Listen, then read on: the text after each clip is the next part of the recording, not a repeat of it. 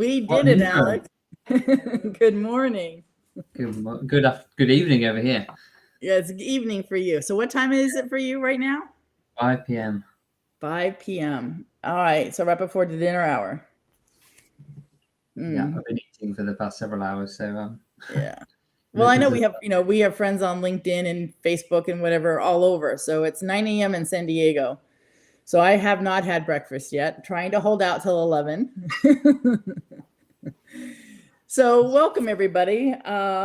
Please comment and say hi. We already have a comment from Tim. Hi, Tim. We don't know you're here. We can't see you. We can't hear you, but we can read your comments. So please say hi. Let us know you're here in the comments. We'd love to have some company and questions and stuff like that. And a huge welcome to Alex. Alex and I met on LinkedIn. I think he's an amazing human. So I'm going to let him do a short intro on himself before we jump into a story. So that's all yours, Alex. Okay, hi, I'm Alex. You may have seen me around. I've got a slightly unique title, should we say. I'm the DNA fat loss coach. Basically, I help people transform their health, and I take the most personalized approach that I think is possible. Not only is it one-to-one, but we also look at your DNA. You get to do a DNA test when you work with me. So you spit in a tube and then get hundreds of results back. And then we use that data to make your life a bit easier, make changing your weight, changing your health as easy as possible. And that's what I do. Very cool. And I'm so grateful that you're here to share. So obviously you're here and there's a journey to get you here, right? Plenty of chapters in your, during your lifetime. Share a story. Go back a ways that maybe at the time you were struggling or really questioning why you were going through something. And now you look back and go, aha, that's why I did it. And I'm glad it happened. Okay. So this is probably the long story, but this is where that's led me to where I am today. So I've always been quite an analytical person. Always grown up around food. I was into sort of maths and sciences during school, went on to study engineering because I thought that's what I wanted to do. That was like an application of my thing. Hated it, put simply. Struggled my way through 4 years, went into a job completely not in engineering. Worked there for a bit. I can touch on that later on because it is relevant. Eventually changed companies to go for what I thought was like the next step in my career. This amazing role, amazing company, working way less hours, getting paid way more money.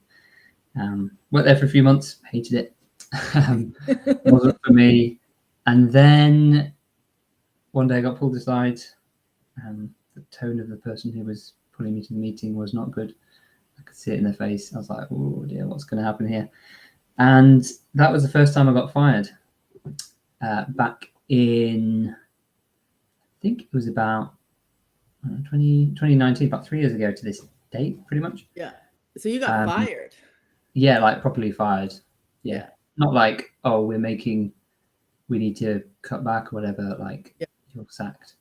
Yeah. So I'm kind of seeing a pattern on how you, about your jobs and how much you love them. Not. If I love something, so I love, well, my first grad job, I was in it for 2.5 years. I had moments where, Tim, you're absolutely right. Making more money does not mean that you'll make more happiness. I actually made this mistake twice. Yep. You'll hear about very shortly. But so when I was a grad, I was basically chasing money, worked every single hour possible. Had my ups and downs. Eventually, because of an amazing leader, I had about 7 or 8 bosses in the space of 2 years, which is not a good sign in my opinion. Eventually got one that stuck, had worked with her for like 1.5 years. She was phenomenal. Yeah.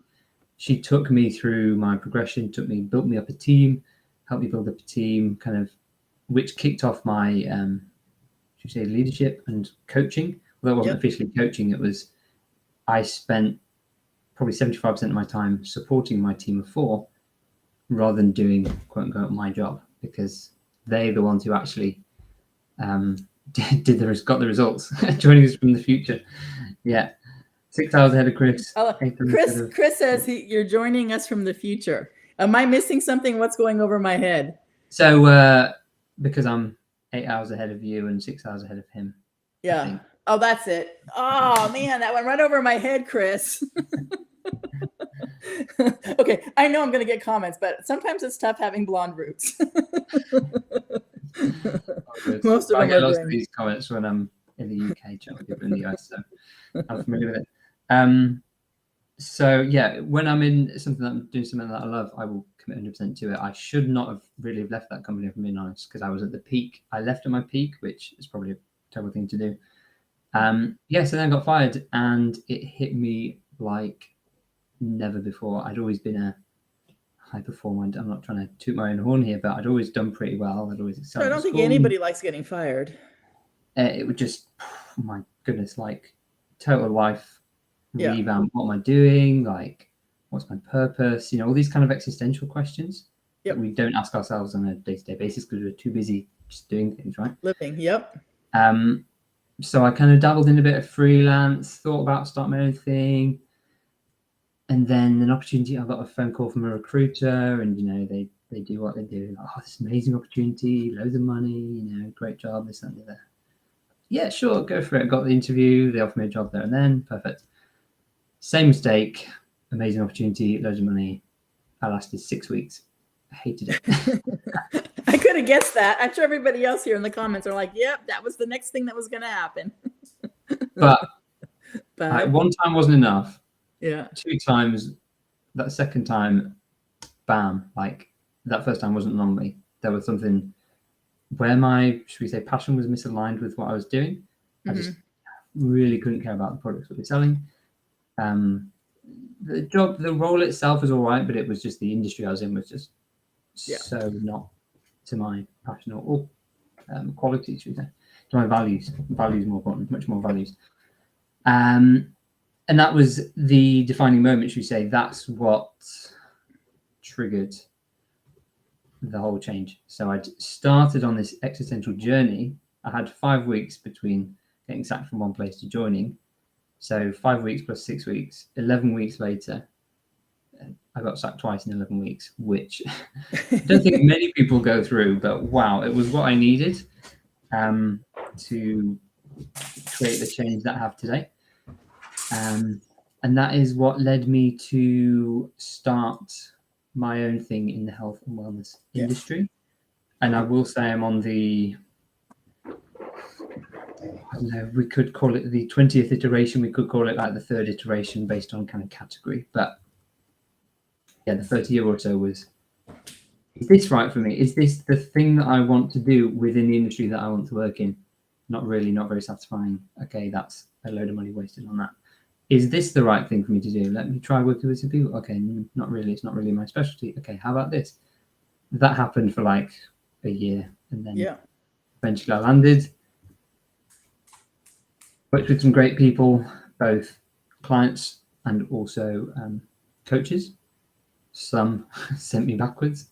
Coaches sent me backwards. Some coaches vastly expedited the process for me. And So let me interrupt. How much of fear and or maybe self-doubt, any of that come into play during this story? What was going on in your head with some of this? Getting sacked twice and like, can I do this? Or what was going on? What voices were chattering here between the ears? Yeah, so being totally transparent, I never really struggled with my mental health ever before. I was always quite confident, super outgoing, loads of friends through school, loads of friends through university, loads of friends in my first job, blah, blah, blah. Never ever struggled. When you get sacked twice in a row and then you're trying to start your own thing and then COVID hits. Yeah. It was I'm struggling to put it into words. It's just the biggest challenge I've ever had. Sure. And it was all mental. It was all in my own head, basically. It was all on me, by me, should we say. I was my own worst enemy at the time. Yeah. I was very, very fortunate that basically the day COVID hit, me and Meg had been dating for 10 months or so. We met in May 2019. COVID hit about March 2020. Meg moved in, and we were like, right, we're both going to work on our businesses. We have zero distractions. We're now living together. we have to support each other. Like every day we'd, actually, let me just show you something real quick. So this whiteboard, Yep. that's a 2 meter by like 1.5 meter wall mounted whiteboard. There's a sofa behind me, which, yeah, we'd have business meetings in this room, my office, every day, talking about her business, talking about my business. That's Yeah, so cool. So you guys have synergy sessions together every day. Still? We really did back then because we were both Yep. in kind of startup phases. Meg also has a background in marketing and now is a copywriter specifically. So, you know, copywriting is a hugely important part of business, my business as well. Nowadays, probably say it's less formal, should we say, but maybe once a week we'll sit down for half an hour. Okay. Talk through some things. Cool. Yeah, for sure. Having that support. And basically, COVID was actually a blessing in disguise. Once the initial kind of challenge of it, should we say, and kind of got settled into it, Yeah. it was actually a total blessing for me because there were no distractions. I couldn't spend any money on anything. At that point, I'd lost significant amounts of money, right? So I needed to run as frugally as possible, try and get things moving, try and get the ball rolling. But I just had 6-9 months to just focus with the closest support I've ever had, living with me, doing the same thing. Arguably, we were literally both running our own businesses, totally separate, different industries, etc. But So let me interrupt. So when you say when COVID hit, is that like when you had stay-at-home orders? Like you had to stay home? Yeah. So it Same got for very me. real. Sorry. Yep. So in California, the governor, it was a Tuesday in February. No, sorry, March. It was March. And it was a Tuesday and you got everything just shut down. You know, Monday night, Tuesday morning, it's everywhere. You know, we have stay-at-home orders. And I live alone and I didn't have a dog at the time. So I have a COVID dog. Like many of us got a dog during COVID. So yeah, it was powerful that first day, just looking around my 4 walls going, okay, this is going to only last a month or two. I can handle being alone a month or two. And then 2.5 years later, I'm so envious that you had somebody to help you and have, you know, daily powwow meetings. I was doing that on my own in the mirror. It was a real, it was a major dark cloud of COVID. No. And having been sacked twice, I mean, there was a lot of negative stuff there, but it all aligned so well, came at the right time. Meg moved in. Yeah, I'm very fortunate. I live kind of rural away from places, so I managed to buy a bigger house, garden, plenty of space. You know, we're not going mad inside the same room all day long. And then having the support as well of Meg available. So yeah, it was. I'd love a comment or two on how some of you humans got through COVID, or you know, live alone, live with family, kids, dogs, hamsters. What you got? You know, it was impactful those 2.5 years. Most of us learned a lot. Yeah. So now you're here. You're a CEO, and I'm thinking you're not going to quit in 12 weeks. I've never referred to myself as a CEO, firstly. Really? So what do you are the CEO? Yeah, no. Yeah, I'm the only person. Well, I have admin support and use a video editor and stuff like that, but you know, it's me doing the running of the show, doing the coaching. So and I don't see that changing. You know, I want to keep it me working with people, because that's the reason I get out of bed, should we say. Yeah. Well, I appreciate the help that you've given me. You know, I've been, you know, slowly changing habits, and appreciate your patience and not feeling judged. Because, you know, during COVID, it was funny to watch afterwards, look back on the last 2.5 years, how some people turned their homes into gyms and they got into the best shape of their lives.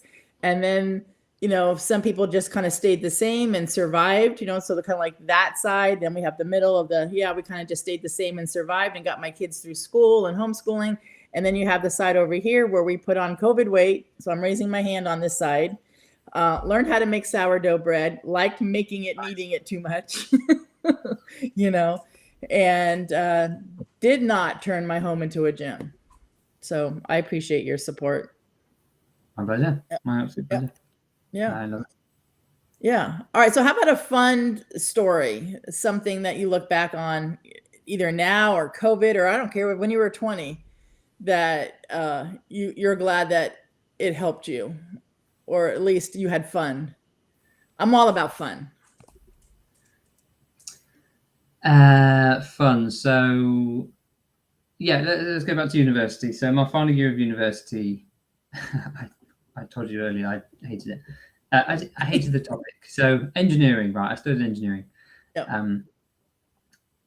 The first lecture, they'd sit you down and be like, right, we're going to work on airplanes today. We're going to look at how airplanes work. We're going to put apart engines and understand all that stuff. It's like, wow, so cool. And then the next, hey, April. Hi, April. Next month, aren't I? So, she says it's like her birthday. We have to send her a gift. April sent me, going off topic here, April sent me personalized M&Ms with my face on it. Oh, wow. Yeah, green M&Ms. So I think I commented on a post. She posted about green M&Ms, and I was like, green M&Ms? We don't have those. That's weird. Is that an American thing? So that is so cool. So April, I'm just going to drop a hint bucket that my birthday is September 5th. And there's a female that would like be over the moon ecstatic and have it feel like a real birthday having a Fuck It Bucket t-shirt. Those are awesome. I saw those the other day. I know a lot of the guests won't know what it is, but now they can go look up April, her profile. Yeah, go check out April. She's awesome. Yeah, don't go check out April for sure. See, Heather knows. Anyway, sorry, I interrupted your fun story. No. But yeah, so the first lecture, they'd be like, right, we're going to work on. I thought they were lime flavored. It just turns out they're green. They're just green colored chocolate M&Ms. Yep. These ones have my face on half of them, and the DNA fat loss on the others, on the M&Ms. So I started eating them, was like, oh, green M&Ms, awesome. And then Meg was like, there's something on them, and I was like, what is that? Oh my god, it's you. I'm like, what? How can there be me on an M&M? No way. I did a post about it ages ago. That's crazy. So you were eating yourself. Yeah. I was going to have some friends only April. Give them to them and be like, oh my god, you eating that? Yeah. So second lecture in all the engineering lectures, it seems, was topics was, okay, great, we've excited you about this topic. Now we're going to get into a 17-page long mathematical equation that means absolutely nothing to you. And then you spend an hour working out one number that means nothing. Anyway, so it was really tough. So I didn't do very well in my third year. So when it came to my fourth year, I had a tough decision to make. I could either focus entirely on my degree and try and get a 2-1. That's like a 30% chance I could. Or say, as April would say, fuck it. Yep. And enjoy myself, immerse myself in the, should we say, life-enhancing experiences. There you go. That's how I like to look at it, at least. And that's what I did. That's what I chose to do. So I was like, I'm going to get 2-2. That's fine. Don't need to work very hard this year. I then decided I ran for captain of my boat club. So I rowed at university. I rowed very briefly. I really enjoyed being part of the team, should we say? Yeah. Really enjoyed being part of the team, but I actually hated rowing. I didn't hate it, but I was like, we all know all the things you hate. I hate a lot of things, and I'm coming across like a really uninterested person. When I find something I love, I dive right in. Yeah. Rowing was kind of, I enjoyed the social aspect of it. I liked it says a lot when people row because it's a sport you have to be very consistent with. Sure. In fact, people of LinkedIn, so people who have LinkedIn who you see very consistently who are doing well, or just even post consistently, you kind of can automatically know some of their key values, right? Sure. They're the kind of people who I get on very well with because they're just consistent. I think that says a lot about a person. And it was like that with rowing. So the people were amazing. Anyway, so I literally run the boat club. We hosted the executive meetings and all this stuff, and I rowed like once in like 2 years or something. And then at the big Sportsman's Ball event, I was also playing lacrosse, which was my favorite sport. It was so much fun. Absolutely loved it at the same time.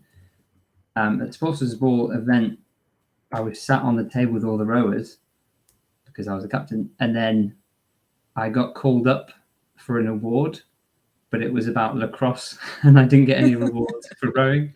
So I had to stand up from the rowers' table, walk over, collect my lacrosse award, and be like, "Oh, thanks, guys," and then go sit back down. That's awkward. But you delegated your rowing. Delegated the rowing. I did what I was best at, should we say? I don't know. Part of that was the coaching of. Yeah, but that's a leadership skill. I did that yesterday on my 21 days to leadership. That leadership is delegating. So yay. Cool. Yeah. All right. Next question. I ask everybody this unless I forget. A sneak peek into your next chapter. Like, you've given us some chapters of your, how you got to where you're at. We all know what you like and what you don't like. But what's something that maybe you even haven't shared with very many people? What's your next chapter? You'll have some accountability here too. Yeah. So at the minute, me and Meg are learning Spanish. We have a Spanish tutor who is absolutely fantastic. We chat with her like over a Zoom kind of thing every week. And we are looking to, when visas permit, that's what we're waiting on some specific visas, to either go to Spain, ideally, or in the new year, I don't know if Meg would tell me off for saying this, we're considering looking at Costa Rica and going to live in Costa Rica for a bit. Nice. Because they have a visa. Yeah, there's a coaching class in Spain I want to take, but it shut down because of COVID. So it's 8 months. And I would love to go. Here's my next chapter sneak peek. There is a coaching class in Spain, and I've met through coaching and through LinkedIn people who live there, right? So I'm thinking maybe I can rent a room, but I would love to go for 8 months and take this have this coaching experience in Spain. There we go. Accountability. That would be amazing. Yeah. And April, aren't you on vacation soon? Someone's going surfing. April's going to Fuerteventura soon. When it is. Yeah. For a few weeks. Well, I know that I shared on the last or a couple of these What's Your Story lives. My daughter came on as a guest, and she's running a marathon September 4th. Hawaii, right? Kauai, in Hawaii. Yep. And she invited me to go. I get to hold the towel in her water. It'd be more fun than it sounds. It is. I'm so excited. I have flown since COVID. I've visited my sister. My dad passed away during COVID. So I have been, quote, on a plane, but I haven't been on a vacation like going to Hawaii since before COVID. I think it was 2018. So it's way past due. Yeah. Absolutely. All right, Alex, when you're feeling a little down, favorite book, favorite quote, video, movie, what gets you right between the ears again? I often would turn to video games if I'm feeling I don't really feel down very much. Or if I do, it's like 10 minutes and then maybe I eat some food. Cool. Play some video games, or I'm a nerd at heart, so Lord of the Rings, Star Wars, that sort of thing. I absolutely love kind of fantasy or battles like Game of Thrones. I like a kind of medieval or fantasy battle. Cool. So I kind of watch that sort of thing, and then just go about my life or sleep on it. I always find if I don't feel very good about something, I'll just have a sleep and I wake up like a new person. Yeah. I agree with that one for me. If I need a 24-hour pity party, fine, have a 24-hour pity party. I like you might only have 10, but a good night's sleep and I'm off to the races the next day. Absolutely. Yeah. Cool. They say sleep is the best. What's the quote? Every night we can visit the best therapist in the world. Oh, cool. There's some scientific quote about it. It's in this book. I think he says it. It's a big technical scientific deep dive into sleep, but very interesting. But yeah, the big part of sleep, there's the kind of physical restoration part, and then there's the kind of mental health restoration part. So Nice. Clean ourselves out, so ready for next thing. So Alex, tell everybody how to find you. I have a feeling most everybody, as far as that I can see as guests, know how to get you, but we might have some people that, haven't shown up right in a comment. So for maybe some people who you're new to them, how do they find you? How do they contact you? Yeah, so LinkedIn is the best place. It's the only place really that I choose to be because I love it here. So just search for me, Alex Hall, or DNA Fat Loss. Hopefully I should come up. If you have questions, just reach out. My DMs, my messages are always open. I would always get back to you, unless you're trying to spam me or sell me something that I didn't ask for in the first message, then I might not respond to you. Aside from that, I'm very, very open. I hope I don't come across as. Apart from today, I've listed all the things I hate. I think I've managed to. Yeah, that's good. Well, now we know, right? Aside from that, the other thing I hate is unsolicited DMs. Yep. And pitching, but I will never do that. I never do that. Just connect with me, ask any questions, engage in my content. I put a lot out there, so hopefully some of it resonates. And if it does, let me know. Yep. All right. Well, thank you, Alex. This was fun. I enjoyed our time together. I hope everybody else did too. It's my pleasure. All Thank right. you very much for having me. All right. Stay on for a few minutes for just a second. It's for you and I. All right. Bye, everybody. Have a great day. Have a good one.